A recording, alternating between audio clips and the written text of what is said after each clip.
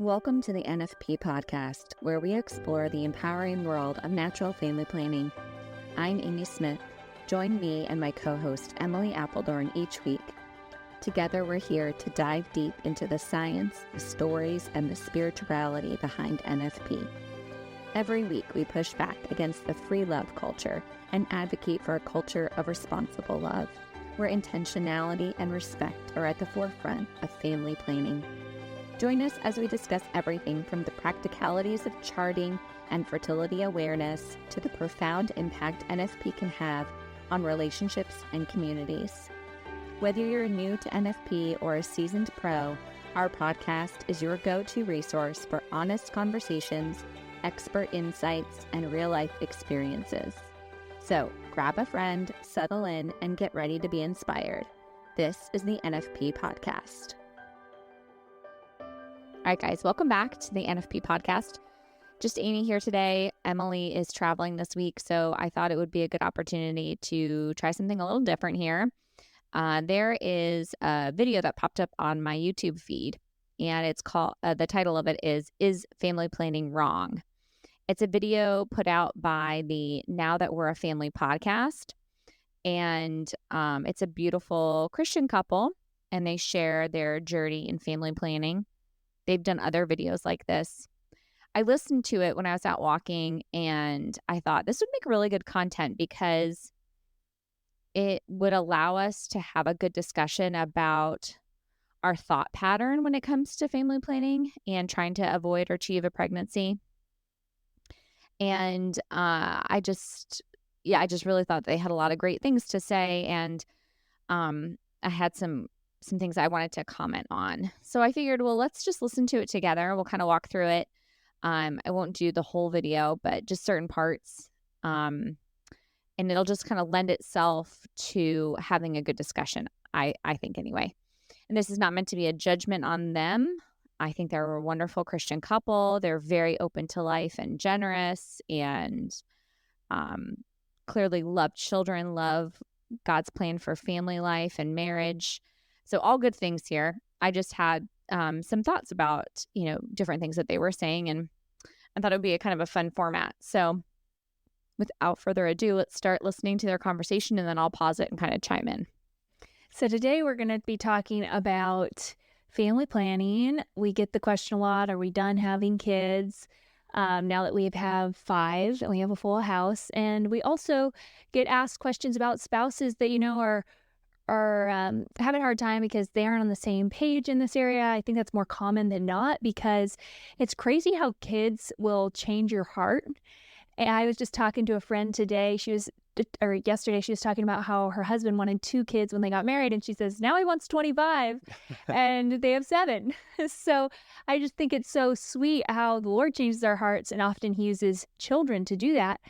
But it sometimes is not at the same pace or at the same level. So maybe, you both got married wanting 2 kids, and a few children in, you would like to keep having more, and your spouse is done or just really doesn't want to do that. And so I know that can lead to a lot of strain in a marriage. And I also know there's a lot of sadness and heaviness when you want to start a family, and the Lord has not allowed that to happen. And so today So I'm going to pause right there because I just wanted to make a comment about everything that she was saying with the note, just identifying that there's a hardship here, right? That sometimes couples are not on the same page, that their family planning goals may differ, their desire to achieve or avoid a pregnancy each given cycle might not be the same. And I know more than a few couples where I have one friend in particular who, she wanted to have 10 kids, and her husband was very overwhelmed with 4 kids.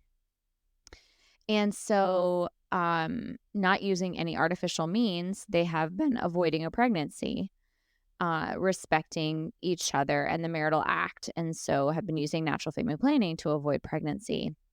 And the woman, it's so interesting because I think I share that story, and I think you could say, someone would judge that situation and say, well, because they're not open to, the husband is the one in the wrong because he's not open to more children. And he loves his children and he wants to provide for them and care for them. And he just feels very overwhelmed.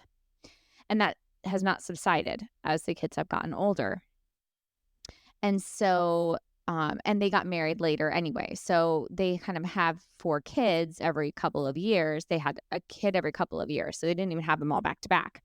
And so now they're just at a point where their fertility is not young and healthy anymore. And she's not able to bear children anymore.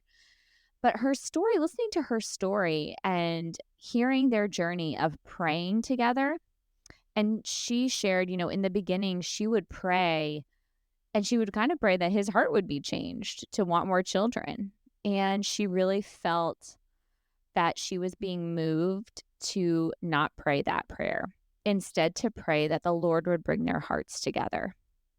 And she just found this new level of respect and love for her husband, and and at the same time had to kind of die to herself and her idea of what her marriage and family would look like.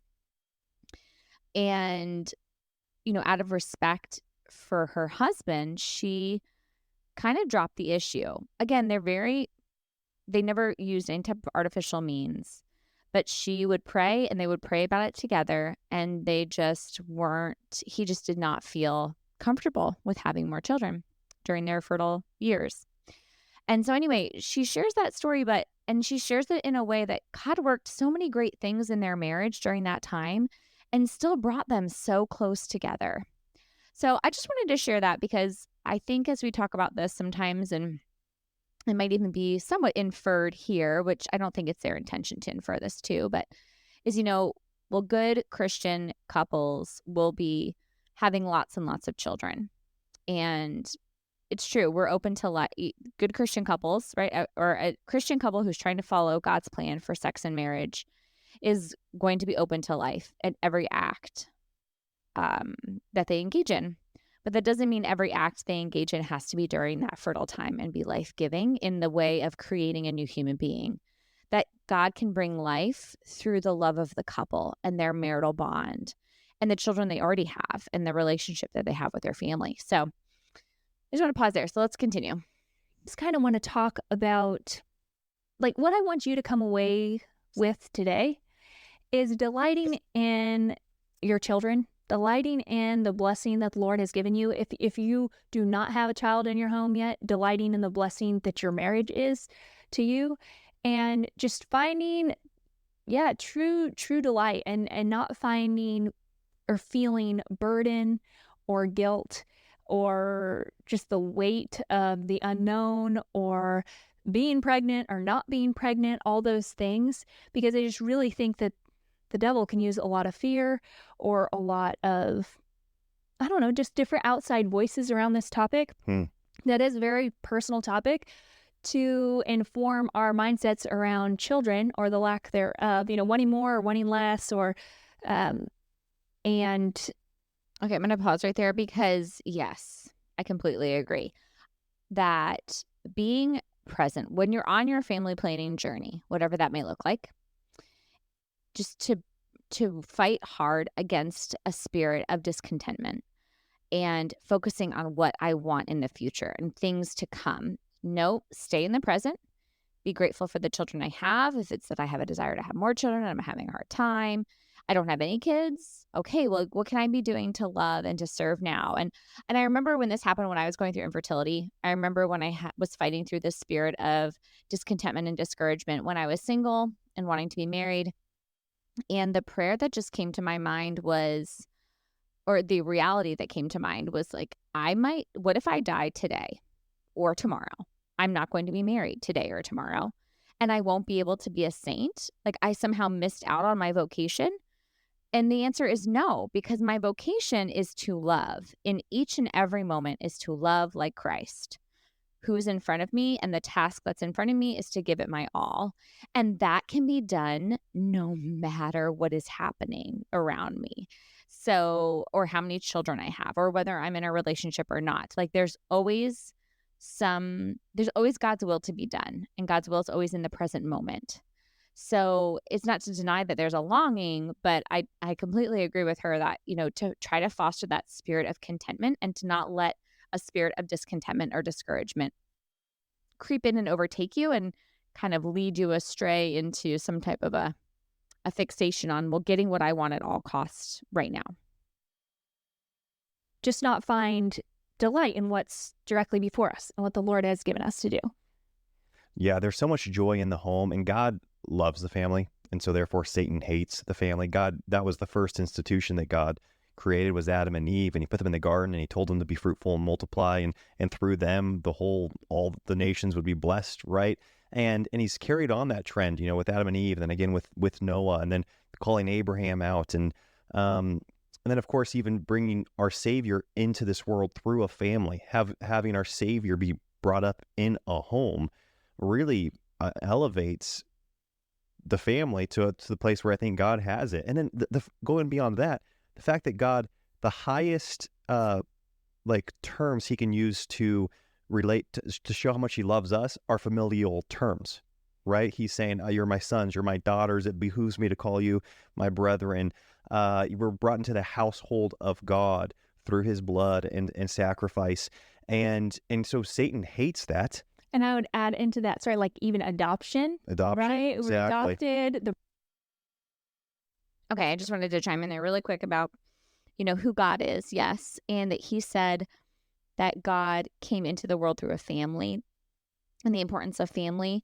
And I would just want to point out in even more detail that God was conceived by the power of the Holy Spirit in the womb of the Blessed Virgin Mary, meaning from the moment of conception until Christ's natural death on the cross, he sanctified every moment of human life.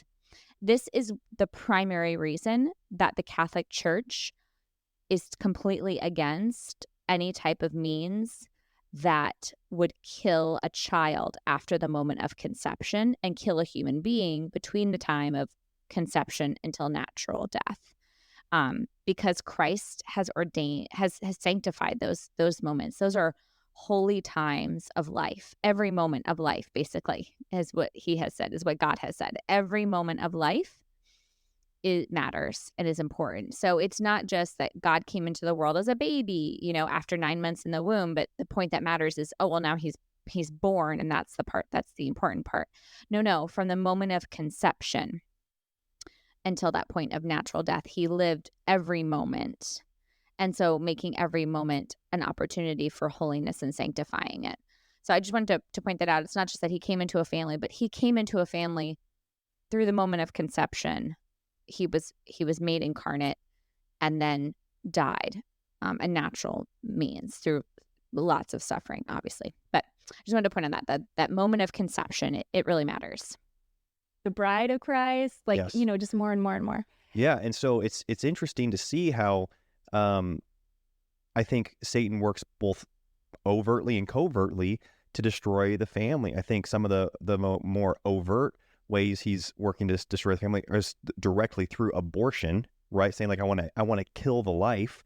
I think it's through divorce. I think it's through just sin of all sorts, right? It's through infidelity, and it's through sexual sins of all kinds, through abuse. You think of how many times you hear the story of fathers abusing their children, abusing their daughters, their sons, their wife. And it's such a disgrace because of the role of what the father is, right? God calls us his father, and he gives, I don't know why that makes me emotional. Because it's pretty heavy. Yeah.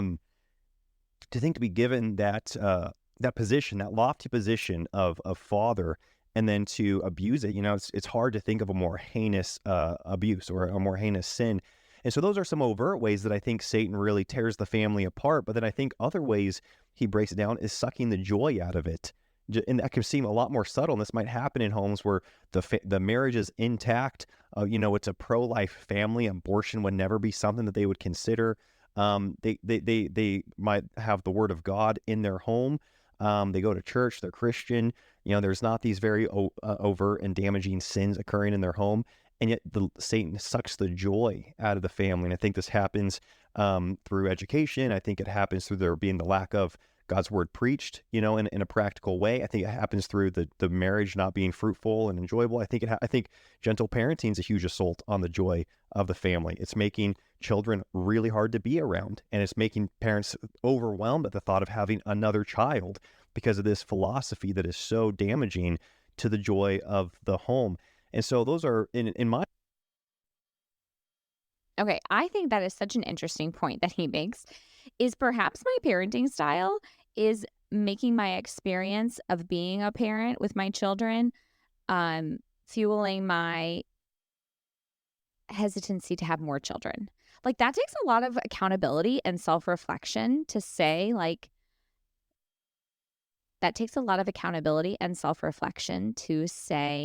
perhaps something I'm doing in my attitude, in my mannerisms, in my behavior, in my overall approach to parenting is the problem that's coming up in my children, that's manifesting in my children's behavior, and therefore making the idea of having more children not appealing. Like, that's a pretty interesting statement, and very bold, I think.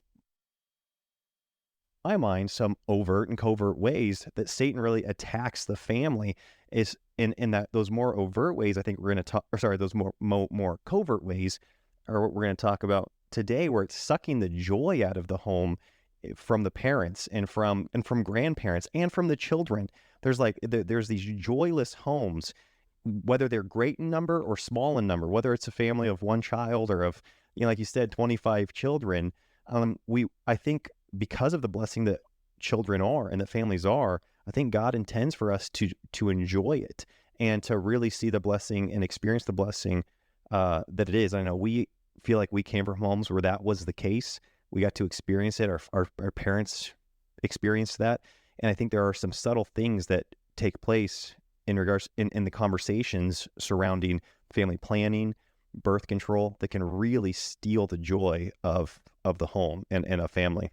Yeah, so just so you guys know where we're coming from, because you might have assumptions one way or another. Elisha and I were both brought up in families of 10 and 11 children. And when we got married, we assumed we would have a larger than average family. I think that was, I can speak for myself, it was more in part because that is just, I couldn't imagine life with 2 kids. If that's what the Lord has for us, that would be a big shift in how I just always viewed having children. And so when we got married, we just started having babies. And something that we did believe very early on is that hormonal birth control, like the pill, the IUD, there's these different forms that are very accepted in the church for birth control. They're abortifacients. And I don't think that that's something that a lot of the church is very knowledgeable about. Your doctor doesn't really tell you that. They tell you that this will stop a pregnancy from happening, but they don't let you know that if a pregnancy does occur and if you believe life begins at conception, it will also take that out. And so when doing research before we got married, we were already aware of those things. And so we knew that wasn't an option for our family. So they're already kind of ahead of the game, right? Because most Protestants, like she said, talking about the church, in my experience with Protestants, that usually they just refer to the church as like all Christian believers, and that they usually have a pretty lax approach to birth control. They say, yes, we're supposed to have kids, but you do what you want, IVF to achieve, artificial means to avoid, that's being responsible. And her point is valid. Like, the abortifacient nature of those methods to avoid a pregnancy is real, and the unethical nature of IVF, the creation of multiple lives, and then the either freezing of some or the killing of some, all unethical, unbiblical, unchristian approaches to family planning. So I just want to chime in with that. But we did think, well, maybe we'll wait for a year to have children, because that just seemed like a good thing. I just wanted to get married to Elisha, I wasn't stressed about kids, although we knew that we wanted to have them. And then I don't know, 4 days into our honeymoon or something. Elisha turns to me and goes, I don't want to be an old dad. I think we should get pregnant. Okay, I don't think a year is going to make him that much older of a father. But that is just how we do things. You know, when you want to, as soon as we were married and we realized we were a family, we just wanted to have kids as well. But I do think that my perspective on children, even at that time, you know, we talk about children being accessories to our lifestyle. And I still think I had that perspective. I just wanted more accessories. Like with my ideal lifestyle, it wasn't just like with a hat and a bag. It's like I wanted the sunglasses and the necklace and the shoes. And like I wanted quite a few accessories. That's how I pictured my ideal lifestyle. Okay, a few things. I think it's so sweet that they both were raised in big families and they had such positive experiences in that. I think that is like one of the best evangelical pro-life, you know, witnesses you can have is to have a big family, to have it be joyful, like Elisha was saying, and to grow up with faith and family and just how beautiful. And then you have kids and they are like, oh, well, mom and dad did. I want to do that. You know, there was just so much joy in our house. Let's just keep that going and repeat it. And now I think she's going to get into a little bit of like, well, what that reality was like. And in her mind, you know, I don't want to put words in her mouth. I think I'm understanding what she's saying is it was kind of this idea of like, yeah, well, let's just have more children. Like not really thinking about the responsibility that comes with all of that, you know, not like completely ignoring the fact that it comes with a lot of responsibility, but just the intensity of that, of having small children. It's a lot physically, it's a lot emotionally, that it's not just like, you know, pumping out babies, or in her case, you know, with this analogy of like packing on accessories, like it's each one you add on, it's going to be a lot. So let's hear a little bit of that experience. But it was still that kind of mindset. That's crazy, Katie. I hadn't thought of that word, but that's the exact kind of perspective I had on children as well. And yet it seems so, I don't know, it seems so almost shameful now to use that word, but I think that's a great word. I view children as like this great accessory where the people I looked up to, what I perceived as being a fulfilling and impactful life included children. I was like, I think it would be great to have some of those. People seem to enjoy them, and I want my fair share of them. You know, like I'll take some of those as well. And I viewed them as an accessory. That's crazy. Yeah, it's kind of nuts. Yeah. And then, you know, we had Leon, and 13 months after Leon, we had Lucy, and then we got pregnant again before. Let's see, did we miscarry before Lewis? Yes, after number 2. So we got pregnant again 3 months after Lucy was born, miscarried, and then immediately got pregnant with Lewis. And so at this time, we aren't doing anything. We're in terms of family plan. We're just, let's have kids, you know, and we love the ones we had. And after Lewis, I'd had those 4 pregnancies in 3 years, you know, the miscarriage included in there, and was kind of like, okay, I'm starting to white knuckle here. You start to do the math and be like, I'm starting to fear. Really, I'm starting to be very fearful about this situation. And at the time, this wasn't because of anything that my parents had said or anything, but I just felt like family planning was attempting to control something that shouldn't be controlled by humans. You know, and I grew up with the concept that if you were truly walking in faith, you gave the Lord your womb. You know, I think that's a popular concept. I wanted to give the Lord my womb. And, you know, I heard so many times, you trust the Lord with other aspects of your life. Why don't you trust him with how many children you have?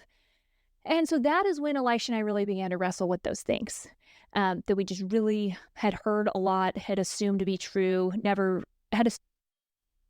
Okay, this, I think what she's describing to me is like that expression where the rubber meets the road. And I can only imagine, I did not have children back to back. I have family members that did. And it is a lot. By the time she had her 3rd baby, she just said it, she had 4 pregnancies in 3 years. That is a lot.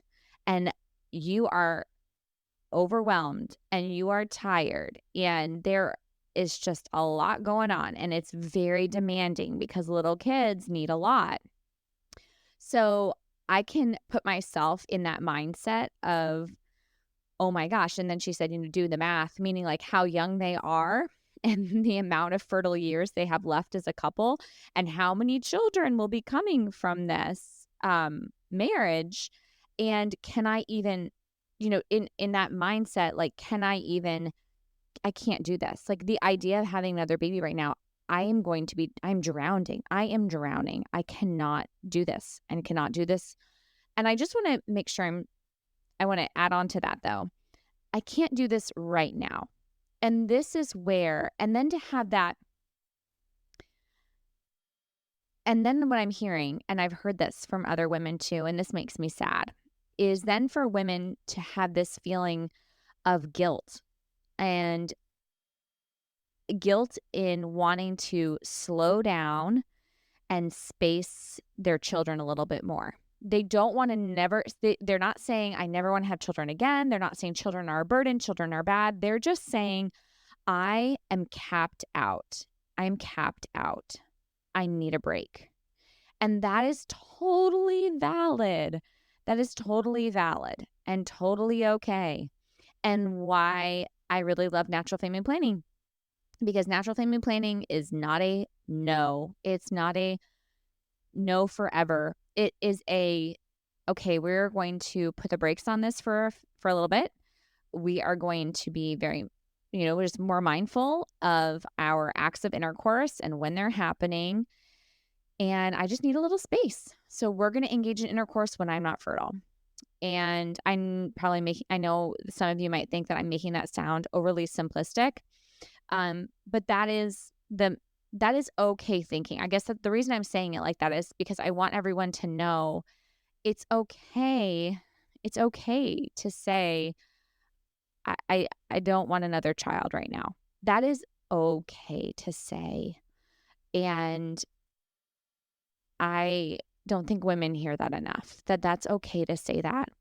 Because in my experience, with a lot of women, once they, and men, right, in the marriages and couples, is once they get past that and they catch their breath and they're feeling solid, then they get to a point where they start to have the conversation of like, oh, I could see us having another one.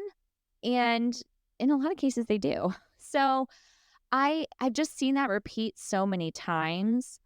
And even if they don't end up having another child, they know that their marriage and their acts of intercourse are still very fruitful because they're still open to life, and that life-giving power is still present in their marriage and breathing life into their marriage and in their family and the children that they already have too. So anyway, I'm going to let her continue. Assumed what they meant, I guess, and then started to be like, okay, so what is right? I really felt like after Lewis, if I got pregnant, just the way that my health was, I was like, I could get pregnant again very quickly. And with my ability to get pregnant coming back around 8 or 9 weeks after a baby, is that what God has? Is that his design, since he designed my body to jumpstart very quickly? Is that what we're supposed to do? Is every opportunity to get pregnant something we should be taking? And so that's really when this whole process started. And we were like, maybe a family plan isn't evil, but it did feel like maybe I was changing my theology to suit my lifestyle preferences.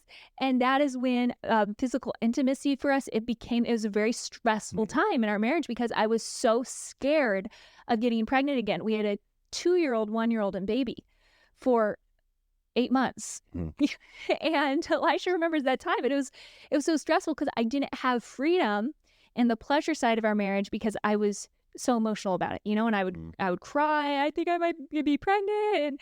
And so there was that season. And then we implemented some things in that season, but I didn't know if I felt good about it or not. And then we got pregnant again.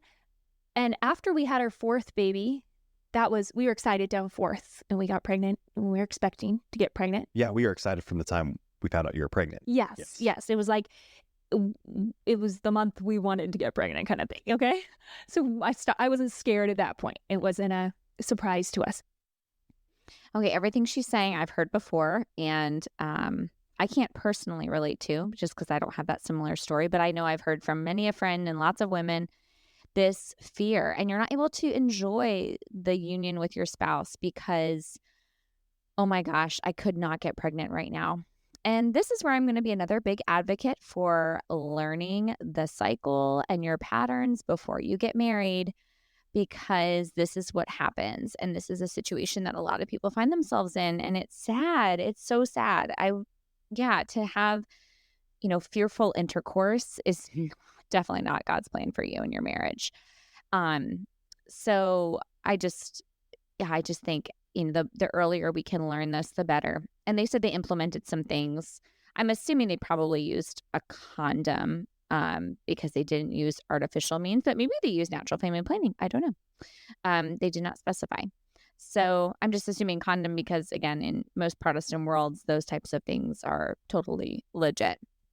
But remember, the means to the end matters very much. But I understand, meeting people where they're at. I get it. If a couple, again, I met lots of couples in this exact situation that she's describing. And as they're trying to figure things out, I have heard of couples that will use condoms. In fact, I remember one young couple I worked with, and she came to me to learn her cycle, and she had like such a textbook cycle. It was like, menstrual bleed, infertility, fertility, infertility. And it was like 28 days. I mean, it was just so predictable, and I tried to tell her over and over again. I was like, sweetheart, this is like every woman's dream is to have a cycle like this who's trying to avoid a pregnancy, because it's just so clear cut. And she was so afraid. She was not ready to have a baby. And she was just so afraid to trust what she was seeing, that it was accurate, and she had just been fed a lot of lies about her body and given misinformation and not told the truth. And so we spent a year together almost just trying to work through that fear. And she'd come to me, and they would have intercourse on the outskirts of the fertile window using a condom, and they never got pregnant, and they never had intercourse during their peak fertile time. And anyway, after a while, and the interesting part about this couple was the husband really did not want to use any barrier methods, just wanted to have intercourse with his wife, but she was so terrified. And so anyway, he was very excited about her working with me. It was mutually beneficial, right? Because I didn't want her to be afraid anymore. I wanted her to be confident in her body. And he wanted to just have intercourse with his wife and respect her, and respect her desire to not have a baby. He was okay with that. But he wanted to be fully connected with her during those acts of intercourse. And so anyway, it was just so enjoyable for me to watch her transition during our time together to be more confident in her body. And so I feel like that's what I'm hearing here is just this, oh my gosh, I need a break. We don't know what we're doing, and other means they don't want to use any type of abortifacient. And so I feel like most well-meaning couples, as they're trying to figure everything out in the throes of having small children, will resort to condoms. And some couples will stop those once they use and learn a good method of natural family planning. And some couples continue to use them during because they want to engage in intercourse during their fertile window, but they don't want to get pregnant.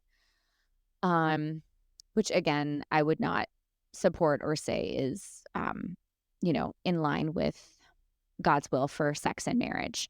So instead, you would just avoid all acts of intercourse during the fertile window if you wanted to avoid a pregnancy, and then engage in acts of intercourse during your infertile time. So we're going to break this up into a couple of different parts, probably be 3 parts here. So I'm going to finish this here. They've just got like a few more, like another few minutes here, and then we'll wrap it up and we'll do part 2, finishing up their conversation. We got pregnant. And then after that, it was just really comforting for me to be like, hey, we have 4 children. This could be our last baby. Like, we could have a full home. Mm-hmm. And I think after our 4th, I thought this could be the last one. And then after our 5th, our last time, I just was like, this could be our last one. And anytime I'm in my 3rd trimester, I think it's just nice to say this is the last time I'm doing this. But sorry, just real quick. Yes, that's so true. by the end of your third trimester, you're like, oh my gosh, I'm so done being pregnant. Like, can I have another baby and just not be pregnant? Because this just is feeling hard. I'm ready to not be pregnant anymore. So that she's just speaking truth. All pregnant women can understand this. As we've had those last 2 children, my heart has been just like changed with every baby. Yeah, same with me, and it is so funny. You know, I know I've made this joke before, but it's like we were so certain on our convictions around birth control until it's like you've got 3 under 3, and you're like, let's revisit what did we think about that? You know, I think the Holy Spirit's telling me something different. No, I'm not. I'm being silly there. But so oftentimes I feel like convictions do like stem from your season of life and like seeking the Scripture with a little bit of a agenda. However, I agree with you. Like with each child, especially since that one season, because I can really only point thus far in our marriage. I can only point to that one season of there being a real noticeable tension in our marriage. You know, especially around intimacy, because of our differences in how, our differences just around family planning and our differences around like whether or not we would be celebrating or not if we found out we were pregnant. And it was unfortunate. I mean, I'm glad that was the one season that we can point to, but it was very apparent and it had implications. Yeah, it just anytime you've got an issue in your marriage, it's got implications beyond like just that, right? Like it's not like, oh, we could just categorize this. It bleeds into all areas of life. You know, it bleeds into your parenting and just to your faith walk and your other relationships. And so I'm grateful that the Lord, I think, has been so kind in every child since then, like us truly having this, like, just this feel good, sentimental, like this is a gift. Like what a true miracle, the blessing of life that the Lord has given unto us through intimacy, through the way that in His providence He's ordained it to be created, you know, and brought into this world. And that's, I feel like that's currently where we are at. You know, this isn't a pregnancy announcement. I know. It's like after you said, I thought I was about to get a pregnancy announcement from you, right? Did you? Well, the way you led that out, you were kind of like, so then after number 4, and now after number 5, and I'm like, well, then what? What do I not know about here? But I'd say, I don't know. When you think of the Imago Dei, like that relationship that humans are to God, like that He did create us in His own image. You can't think of a higher value on this. There is no higher value on this earth than human life, than human beings. And when I think you embrace that and you grasp it, then, or I shouldn't say grasp it, because I don't think I grasp it, but you start to believe it and you start to try to wrap your mind around that. You actually start to enjoy it too, right? We enjoy the other things that we see as being wealth, whether it's, you know, money or just abundant food or, you know, nice houses. It's like, oh, we see the value in those and we can enjoy them. And I feel like the Lord has really shaped our hearts more and more to be like, this is the greatest value you can ever have on earth, on planet Earth, is human life. And so I'm so grateful for each and every one of our children. Yeah, I am. All right, guys, I think we're going to stop there today, and then I'll pick it up. We'll do a part 2. So what you're hearing him describe, in my experience, is conversion, and it's so beautiful to hear. I think it's also, if we're not in that space, right, if we're in the space where it's hard, then sometimes hearing those things, you know, be cognizant of a temptation to envy and instead to just recognize, you know, kind of where I'm at in my journey, what I'm thinking, and to pray for God to soften my heart for His will, you know, whatever that may be. And if you're in a relationship where you're not on the same page, but with family planning, but you're able to have good conversation about it, keep coming back to the conversation, you know, gently trying to encourage one another to pray through it. And when we're in situations where that's just not even possible and there's just so much tension and strife, gosh, that's just so hard. That's so hard. And I don't have an answer. I'm not going to pretend I do because I'm not a counselor. but I will be praying for you. And I've witnessed those situations. I've witnessed God doing amazing things in marriages. And when one or both are trying to boldly walk towards God's will and seek God's will and doing hard things and making this shift, this mindset shift between openness to life, or from birth control mindset to an openness to life mindset. And it's just hard when that shift is happening in the midst of family life. It's hard when that conversion is happening in the midst of family life because you have had a certain mindset for a long time. And so to make that transition into learning to love each other in a different way, it takes time, and there's growing pains for sure. But there's so much joy, and that's what he's describing now, is just how much joy they have in their hearts and in their home with their children, and their perspective on life and on family planning, and how that's, shifted. And keeping in mind too, something that's also happened with that too is like their kids have gotten older, and when kids get older, they become more independent, like the 1-year-old doesn't stay 1 forever. The 2-year-old doesn't stay 2 forever. The 3-year-old doesn't stay 3 forever. Like everyone gets bigger and more independent and self-sufficient and doesn't need the parent in the same way, and so that shift in the family dynamics also can shift in a couple's desire and an ability to welcome more children.